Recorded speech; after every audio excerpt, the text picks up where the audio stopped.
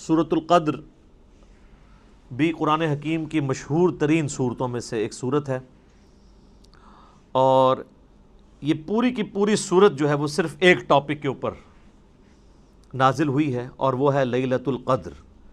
اسی سے آپ اندازہ لگا لیں کہ لیلۃ القدر کی اسلام میں کیا اہمیت ہے کہ پوری صورت کا ٹاپک ہی ایک ہے اور کوئی دوسری بات اس کے اندر ڈسکس نہیں ہوئی۔ لیلۃ القدر، دا نائٹ آف ڈیسٹنی، تقدیر کی رات جس میں تقدیر لکھی جاتی ہو، ایک معنی یہ بھی بنتا ہے۔ دوسرا معنی عزت اور تکریم والی رات۔ صحیح بخاری اور مسلم کی متفقن علیہ حدیث ہے کہ اللہ کے محبوب صلی اللہ علیہ وآلہ وسلم نے فرمایا، جس شخص نے ایمان اور احتساب کے ساتھ، یعنی ثواب کی نیت کے ساتھ، اصلاح نفس کے لیے لیلۃ القدر کا قیام کیا تو اللہ تعالیٰ اس کے پچھلے سارے گناہوں کو معاف فرما دے گا۔ اور صحیح بخاری اور مسلم میں دونوں میں یہ حدیث موجود ہے کہ اللہ کے محبوب صلی اللہ علیہ وآلہ وسلم نے فرمایا کہ لیلۃ القدر کو رمضان مبارک کے مہینے کی آخری عشرے کی طاق راتوں میں، یعنی 21ویں، 23ویں، 25ویں، 27ویں اور 29ویں راتوں میں تلاش کرو۔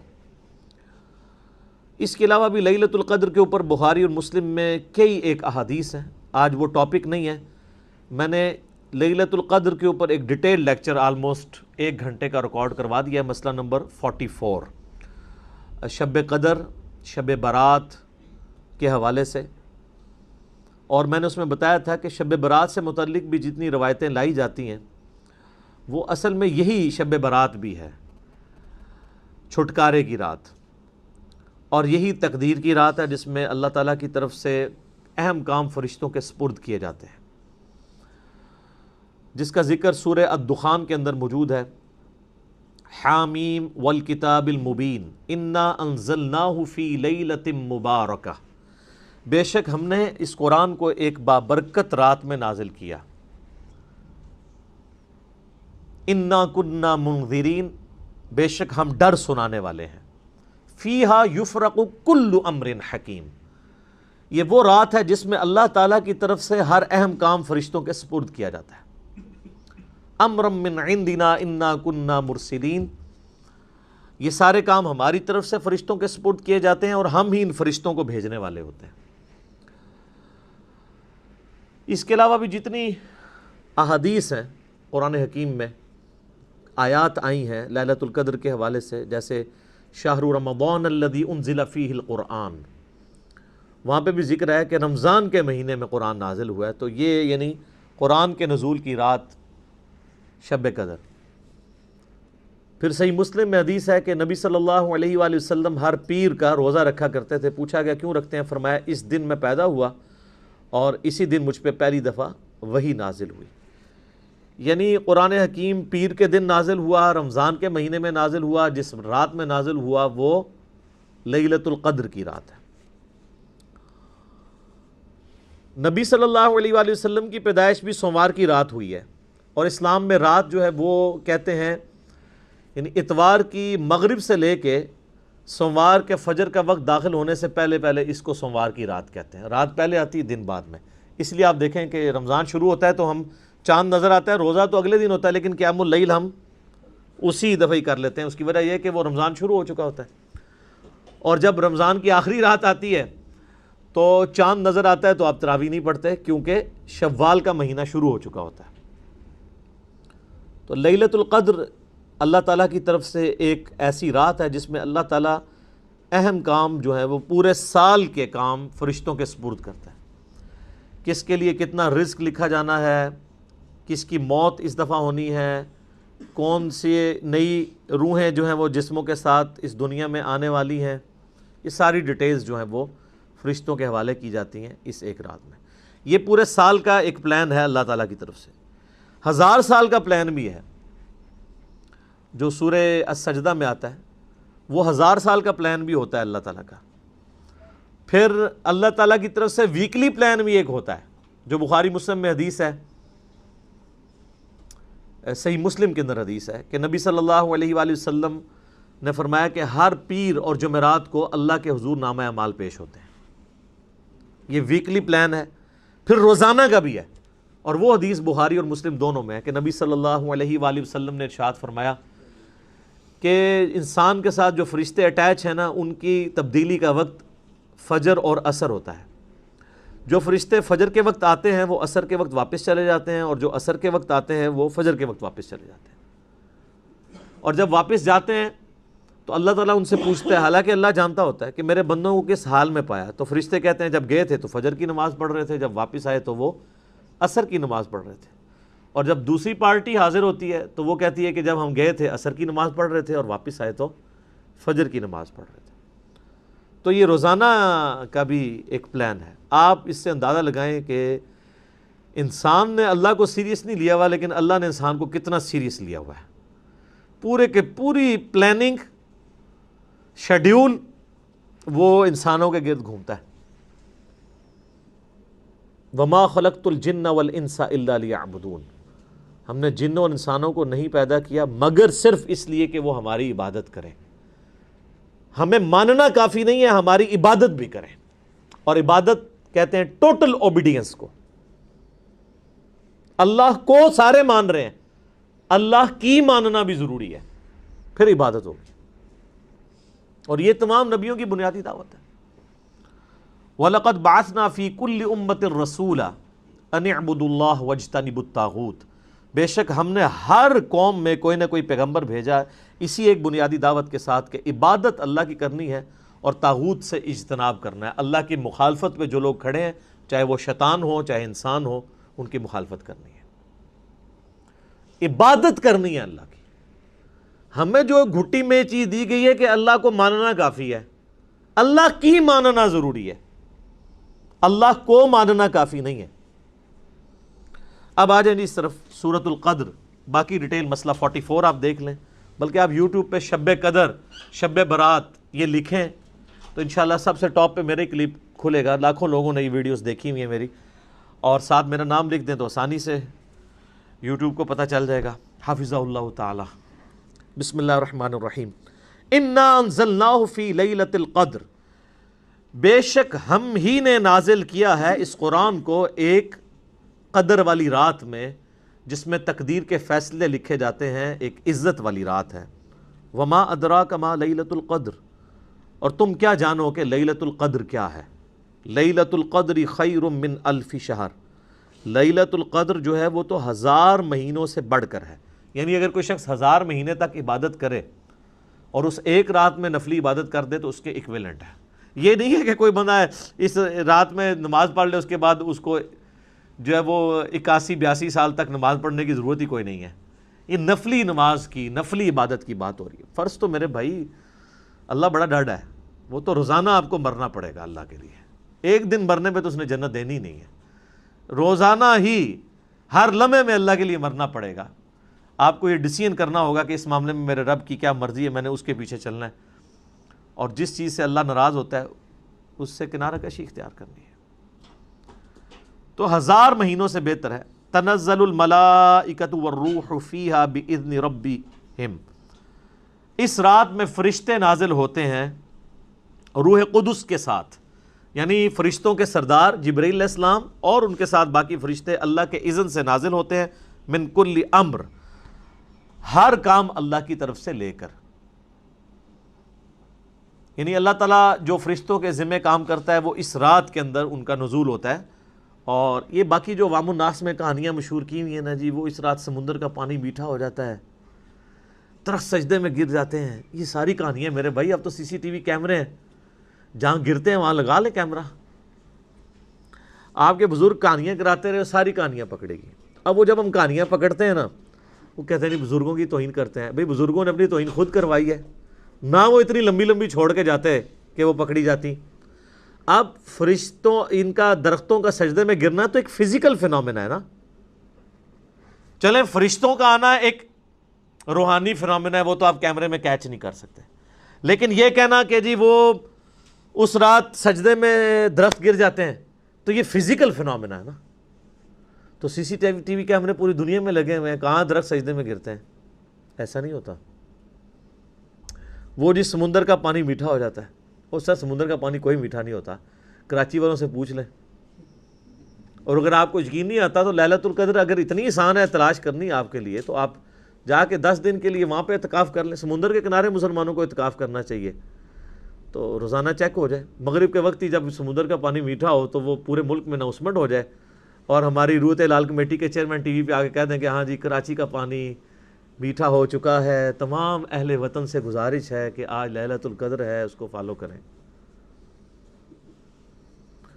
تو یہ ان لوگوں نے کہانیاں لکھیں اور دین کا بہت زیادہ نقصان کیا۔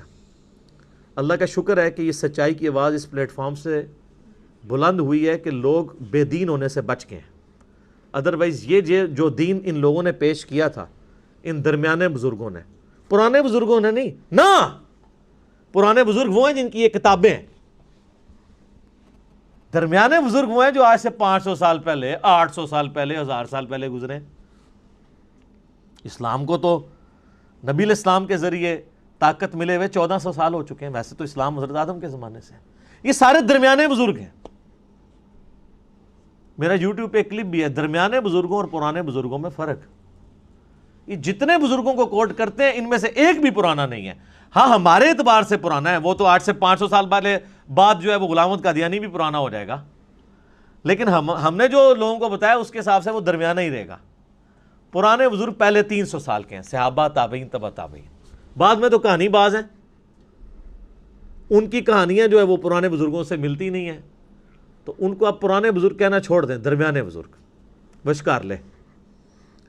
تو ان کی کہانیاں پکڑی گئیں اور پتہ نہیں کیا کچھ مشہور کیا ہوا ان لوگوں نے، اور اس کی وجہ سے پھر مصیبت۔ اچھا پھر لوگ تلاش، وہ کہتے ہیں شب قدر تلاش کرنی ہے، تلاش کر کے کیا نکالنا ہے اس میں سے؟ آپ نے تلاش کرنے سے مراد جو احادیث میں ہے وہ یہ ہے کہ آپ نے اس رات میں عبادت کرنی ہے۔ وہ تو نبی صلی اللہ علیہ وآلہ وسلم، ان کے صحابہ نے بھی رات کو عبادت کی ہے، اور وہ آپ نے 5 کی 5 تاک راتیں زندہ رکھنی ہے عبادت کے ذریعے۔ یہ نہیں ہونا کہ آپ کو کوئی اشارہ آ جانا ہے یا کچھ چیز نظر آ جانی۔ صحابہ کو تو کوئی نظر نہیں آئی ہے، بتائیں کس حدیث میں لکھا ہوا ہے کہ کوئی صحابی کہ جی مجھے یہ بڑا ایکسپیرینس ہوا ہے، مجھے پتہ چل گیا کہ یہ رات ہے۔ وہ سارے بیچارے تلاش ہی کرتے تھے۔ بیسیکلی اللہ تعالیٰ نے یہ ایک مسلمانوں کے لیے اس کے اندر ایک اپرچونٹی رکھی ہے کہ چلیں جو پوری رمضان میں باقی راتوں میں قیام اللیل نہیں کر سکا، کم از کم آخری راتوں میں کر لے، اور اسی کے لیے اعتکاف بھی کیا جاتا ہے کہ اللہ تعالیٰ اس کی برکت سے اس کے لیے آسانیوں والا معاملہ کر دے گا، بس اس سے زیادہ کچھ بھی نہیں ہے۔ اور سر روزانہ شب قدر ہے آپ کے لیے، تو یہ جو شب قدر کے بارے میں آتا ہے نا کہ فرشتے نازل ہوتے ہیں، آپ نے پڑھا بخاری مسلم میں حدیث ہے کہ روزانہ اللہ تعالیٰ آسمان دنیا پہ نزول فرماتا ہے، رات کے تہائی پیر جب رہ جاتا ہے آخر، اور کہتا ہے کوئی مجھ سے مانگنے والا کہ میں اسے عطا کروں، ہے کوئی بخشش مانگنے والا کہ میں اسے بخش دوں، حتیٰ کہ فجر کا وقت داخل ہو جاتا ہے۔ یہ روزانہ ہر رات کو ہوتا ہے۔ صحیح مسلم کے اندر حدیث ہے، سیدنا عثمان ابن عفان رضی اللہ تعالیٰ عنہ علیہ السلام کہتے ہیں کہ نبی علیہ السلام نے فرمایا کہ جو شخص عشاء کی نماز جماعت سے پڑھ لے گویا اس نے آدھی رات کا قیام کیا، اور جس نے پھر فجر کی نماز بھی جماعت سے پڑھ لی تو گویا اس نے پوری رات کا قیام کیا۔ شب قدر کے لیے پوری رات جاگنا بھی کوئی شرط نہیں ہے۔ اگر آپ رمضان کی طاق راتوں میں یا آخری ساری راتوں میں 10 کی 10 راتوں میں عشاء اور فجر کی نماز اس طرح پڑھ لیں کہ آپ کی کوئی رکعت فوت نہ ہو تو آپ نے لیلۃ القدر پا لی۔ اشارے اشورے کوئی نہیں ہونے، نظر کچھ نہیں آنا، ٹھیک ہے؟ یہ نظر آنا، یہ اشارے ہونا بند ہو چکے ہیں ہماری ویڈیوز کی وجہ سے۔ وہ پہلے بھی کچھ نہیں تھا نظر آتا، کہانیاں تھیں، لیکن وہ کہانیاں چیلنج کوئی نہیں کر سکتا۔ اب کوئی کہانی اس لیے نہیں کرتا کہ اب تو میڈیا آ جائے گا سامنے، وہ فوراً پکڑی جائے گی۔ آپ کو پتہ ہے پنجاب ہی کے ایک علاقے میں، نام لیے بغیر میں کہتا ہوں، وہ ایک سینٹ بنانے والی یہ سینٹ پرفیوم بنانے والی کمپنی تھی، تو ان کا پرفیوم ایکسپائر ہو گیا۔ انہوں نے زمین میں بہت بڑا ایک گڑھا کھود کے اس میں وہ سارا ڈال دیا۔ ظاہر ہے کہ وہ ایک یعنی لائف کے لیے ایک خطرناک چیز ہوتی ہے نا۔ اب وہ کچھ عرصے کے بعد وہاں سے لوگوں کو خوشبو آنا شروع ہو گئی، لوگوں نے وہ یعنی مٹی کھودنا شروع کر دی، اور وہ مٹی کی بوریوں کی بوریاں لوگ وہاں پہ مزدور بیچ میں اتر کے 100 روپے کے وہ لفافے شاپنگ بیگ بیچ رہے، اور اس طرح مٹی بیچنی شروع کر دی۔ وہ تو ابھی میڈیا کا دور ہے تو پتہ چل گیا، اگر یہی واقعہ آج سے 100 سال پہلے ہوتا نا تو یہ کرامت ہوتی، ٹھیک۔ یہ اس طرح چیزیں نہیں ہوتی میرے بھائی. دنیا بقدر ایفرٹ ہے, دنیا میں آپ کو ایفرٹ پٹ کرنی پڑے گی. تو ان کہانیوں سے بچیں. ان کہانیوں کو کرامتوں کا نام دے کے, ان معجزات کا نام دے کے یہ ساری کی ساری چیزیں کرنا, اور بڑے بڑے ذمہ دار لوگوں کی طرف سے یہ کہانیاں چل رہی ہوتی ہیں. دکھ اس وقت ہوتا ہے کہ جب علماء, پڑھے لکھے لوگ جو دین کا نالج بھی رکھتے ہیں وہ کہانیاں کرائیں عوام کو, تو پھر دل دکھتا ہے کہ یار یہ لوگ کیا کر رہے ہیں. اور جب ہم ان کی علمی گرفت کرتے ہیں تو لوگ ہمیں کہتے ہیں یار یہ علماء کے ساتھ بدتمیزی کرتا ہے. یار علماء اپنی عزت خود کروائیں نا. اگر ایک عالم دین کے ساتھ کھلواڑ کر رہا ہے اور دوسرا شخص اس کو ہائی لائٹ کرتا ہے, تو جو ہائی لائٹ کرنے والا بندہ ہے اس کے اوپر ناراض نہیں ہونا چاہیے. مثلا کوئی شخص جس کا باپ گالیاں دیتا ہو اور کوئی شخص دوسرا اس کو آ کے بتائے کہ سر آپ کے جو والد محترم ہیں نا یہ گالیاں دیتے ہیں, ان کو ذرا سمجھائیں. بعض اوقات محلے کی عورتیں بھی گزر رہی ہوتی ہیں, اگرچہ وہ آپ کو ہی گالیاں نکال رہے ہوتے ہیں لیکن باقیوں کا بھی ذرا خیال رکھ لیں. اور وہ آگے سے کہ جی تم میرے ابا جی کی توہین کر رہے ہو. ابا جی نے توہین خود کروائی ہے, کیوں گالیاں نکالتے ہیں؟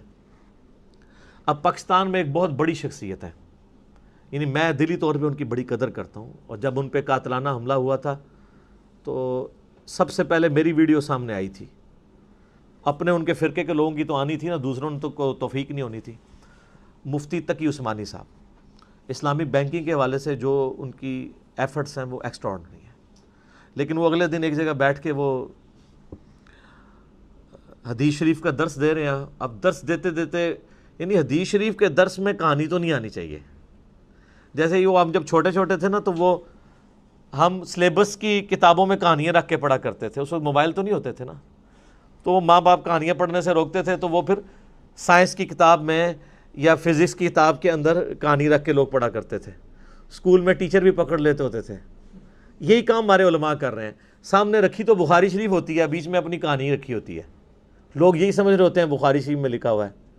تو ہم کہتے ہیں کہ مولانا شریف کو بخاری شریف سے باہر نکالو پھر بخاری شریف پڑھو, مولانا شریف کو مسلم شریف سے باہر نکالو پھر مسلم شریف پڑھو.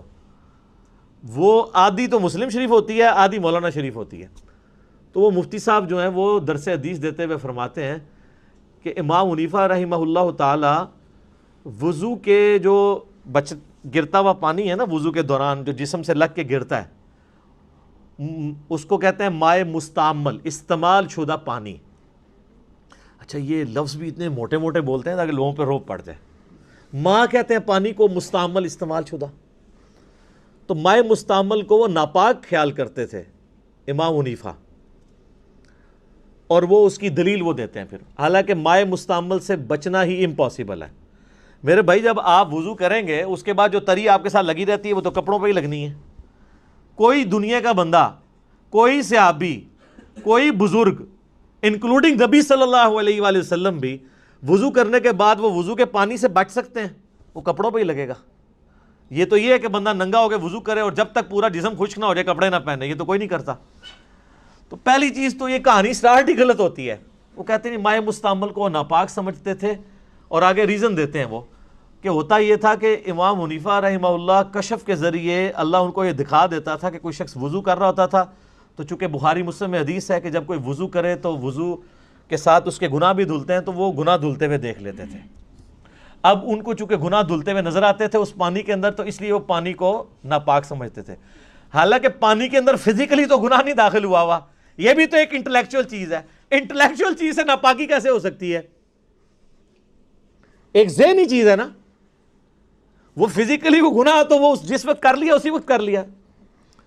تو ہم نے اس کے اوپر کہا, ہمارا معصومانہ سوال ہے کہ کیا نبی صلی اللہ علیہ وآلہ وسلم کو بھی کبھی وضو کے پانی میں گناہ دھلتے ہوئے نظر آئے ہیں؟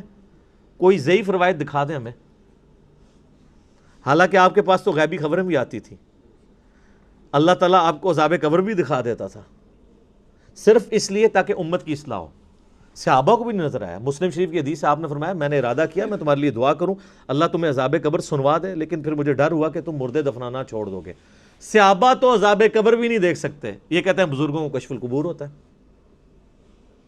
ہاں نبی کو اللہ دکھا سکتا ہے, لیکن یہ اس کیس میں یہ جو معاملہ ہے بخاری مسلم دونوں میں حدیث ہے، آپ علیہ السلام نے فرمایا تم اپنا مقدمہ میرے پاس لے کے آتے ہو، بسا اوقات تم میں سے کوئی چرب زبان ہوتا ہے اور وہ اپنا مقدمہ اچھے طریقے سے پیش کرتا ہے حالانکہ وہ ناحق ہوتا ہے، اور میں اس کے حق میں فیصلہ کر دیتا ہوں شواہد کی بنیاد پہ. اگر میں بھی تمہارے حق میں فیصلہ کر دوں تو تب بھی تم دوزخ کی آگ اپنے ساتھ لے کے جا رہے ہو، اگرچہ نبی نے تمہارے حق میں فیصلہ کیا کیونکہ تمہیں تو پتہ ہے کہ تم غلط ہو. تو نبی الاسلام بھی ظاہر کے اوپر چلتے تھے، جب اللہ دکھا دیتا تھا وہ الگ معاملہ ہے، لیکن ہمیشہ ایسا نہیں ہوتا تھا. تو امام حنیفہ کے لیے کہتے ہیں، پھر یہ فضائل مال میں بھی لکھا ہوا ہے، وہ کہتے ہیں گناہ دھلتے دیکھتے تھے، یہ بھی دیکھ لیتے تھے اس نے چوری کی ہے، زنا کیا ہے، پھر آگے بھی ادھر بھی کہانی نہیں رکتی، اس نے گناہ صغیرہ کیا ہے، کبیرہ کیا ہے، مستحب چھوڑا ہے، کوئی مستحب چھوڑنا تو گناہ ہوتا بھی نہیں ہے. پھر انہوں نے اللہ سے دعا کی کہ یا اللہ میری یہ صلاحیت چھین لے، تو اللہ نے چھین لی.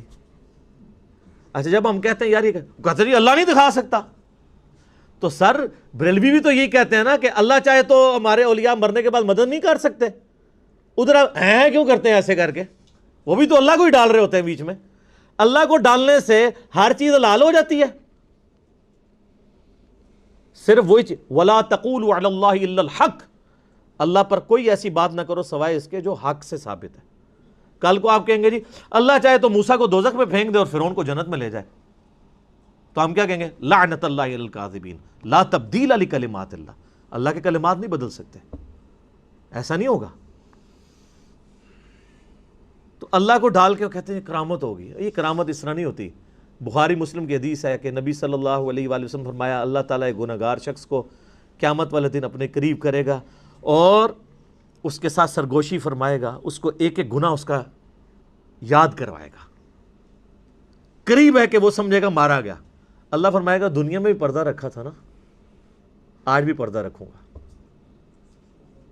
اللہ تو ستار العیوب ہے. اس اللہ پہ جھوٹ باندھ رہے ہیں امام حنیفہ رحمہ اللہ کے ذریعے. آپ لوگ امام حنیفہ کو تو بیچاروں کو پتہ بھی نہیں ہوگا، جیسے حضرت عیسیٰ کو پتہ بھی نہیں ہے کہ عیسائیوں نے کیا کیا ان کے ساتھ. وہ اللہ جو ستار العیوب ہے، گناہوں کو پہ پردہ ڈالنے والا ہے، وہ امام حنیفہ کو لوگوں کے گناہ دھلتے ہوئے دکھائے گا. یہ کرامت ہے، اس کو کرامت آپ کہیں گے؟ یہ تو توہین ہے اللہ کی، اور جھوٹ باندھ رہے ہیں نبی صلی اللہ علیہ وآلہ وسلم کی تعلیمات کے اوپر کرامت کے نام کے اوپر. ایسے نہیں ہو سکتا. صحیح مسلم میں حدیث ہے جو شخص دنیا میں کسی کے گناہوں پہ پردہ رکھے گا اللہ تعالیٰ قیامت والے دن اس کے گناہوں پہ پردہ رکھے گا. جو اللہ آپ کو یہ کہہ رہا ہے کہ آپ گناہ دیکھ کے بھی کسی پہ پردہ رکھیں، وہ اللہ آپ کو لوگوں کے گناہ دھلتے ہوئے دکھائے گا کہ ہاں تک کو اے کے کردہ جے او کے کردہ جے ویکھ دے رہو، تو پوری رات پھر سوچ دے رہو. سب کہانی ہے، سب جھوٹ ہے. اور اس کے اوپر مثالیں وہ کہتے ہیں جی وہ سیدہ مریم کے لیے جو ہے نا وہ دیکھیں جی ان کو بے موسمی پھل مل جاتے تھے تو یہ کرامت ہے، بغیر باپ کے حضرت عیسیٰ پیدا ہو گئے. یار ان چیزوں کا ان کے ساتھ کیا لینا دینا ہے؟ وہ تو قرآن و حدیث میں آئی ہیں اور اللہ نے ایز اے رول بیان کی ہیں. یہ کہیں پہ رول بیان ہوا ہے کہ اللہ تعالیٰ اپنے گناہ بندوں کے گناہوں کو لوگوں پہ ایکسپوز کرنے کی کرامت کروایا کرے گا. اس کے الٹ باتیں ملتی ہیں. تو سب کی سب کہانی ہے، اور اللہ کا شکر ہے کہانیاں پکڑی گئی ہیں. میں نے تو ان کو بہت بڑی بات کی ہے کہ آپ کا یہ عقیدہ ہے نا کہ بزرگ کشف کے ذریعے قبروں کے حال، دلوں کے حال، یہ سب کچھ جان لیتے ہیں. نہ، پرانی باتیں. میں اپنا میکینیکل انجینئرنگ کا فارمولہ کاغذ پہ لکھ کے دیتا ہوں. دنیا کے مرے ہوئے بزرگ، زندہ بزرگ، قیامت تک آنے والے بزرگ جنہوں نے میکینیکل انجینئرنگ جو ہے نا وہ گورے کی کتابیں پڑھ کے نہیں حاصل کی ہوئی ہے، وہ فارمولہ دیکھ کے پڑھ کے نہیں بتا سکتے. دل کا حال تو بڑی دور کی بات ہے. یہ فارمولے پڑھنے جوگے ہوتے تو آپ کو ایٹم بم کا فارمولہ دے دیتے. وہ آئنسٹائن نہیں دیا نا E=mc². یہ بزرگ جو دلوں کا حال جانتے ہیں اور قبروں کے نیچے دیکھ لیتے ہیں، انہوں نے تیل ہی دریافت کر دیا ہوتا. وہ سر ایڈون نے ہی دریافت کیا نا. تیل کیڑے رحمت اللہ علیہ نے کڑیا؟ تو اے کڑی کس رحمت اللہ علیہ نے بنائی ہے؟ اور یہ کیمرہ کس رحمت اللہ علیہ نے بنایا ہے؟ یہ دنیا بقدر ایفرٹ ہے. ٹھیک ہوگا جی. تو یہ میں نے اس لیے یہاں پہ کلیئر کرنا ضروری سمجھا. سلام ہی حتی مطلع الفجر، یہ جو رات ہے یہ سلامتی کی رات ہے یہاں تک کہ فجر کا وقت داخل ہو جائے. یعنی مغرب کے وقت داخل ہونے سے لے کے فجر کا وقت داخل ہونے تک یہ پوری کی پوری رات لیلۃ القدر سلامتی کی رات ہے اللہ تعالیٰ کی طرف سے۔ باقی آپ مسئلہ 44 دیکھ لیں تفصیل کے ساتھ، آپ کو انشاءاللہ معاملات کلیئر ہو جائیں گے۔